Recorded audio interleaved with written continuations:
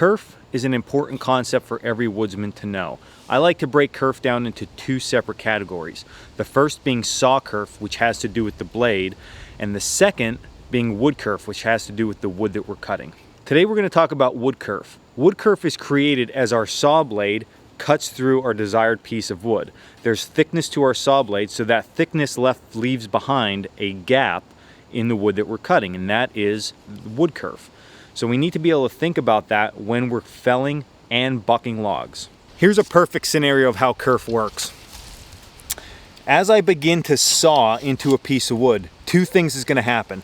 Either the kerf is going to open, much like it is now, or as I saw into that piece of wood, that kerf is going to close because of the pressure of the wood. By it closing, it's going to pinch our saw blade and not allow us to move, possibly even break our saw blade. Okay, so you can see that starting to rock right there.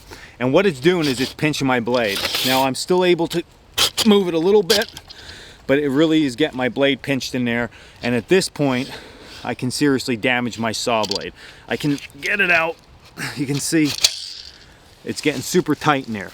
Of course, the bigger the wood, or the bigger the log, this is going to be more pronounced and it's going to have more pressure pushing down. So ideally, we would have wanted to cut from the back side of this piece of wood. That would have opened up our kerf. So I'm going to pull this tree a little bit and show you how that kerf opens up now. So you can see that opens this way, closes this way, and that's the weight we're cutting into. So again, we would have wanted to cut it from this back side, and that would have allowed that kerf to open up as we went along. So it's always important that we as woodsmen understand how to read kerf. If you understand how to read kerf, you're going to protect your tools and protect your blades much longer and keep them much more efficient and working for you better in the future.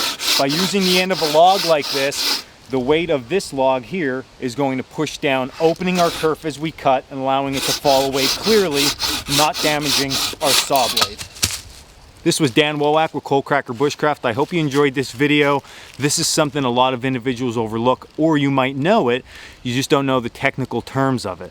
So wood kerf is exactly what we talked about today. We're going to talk about saw kerf in an upcoming video. If you haven't already, check us out over at coldcrackerbushcraft.com. And until the next video, stay in the woods, guys.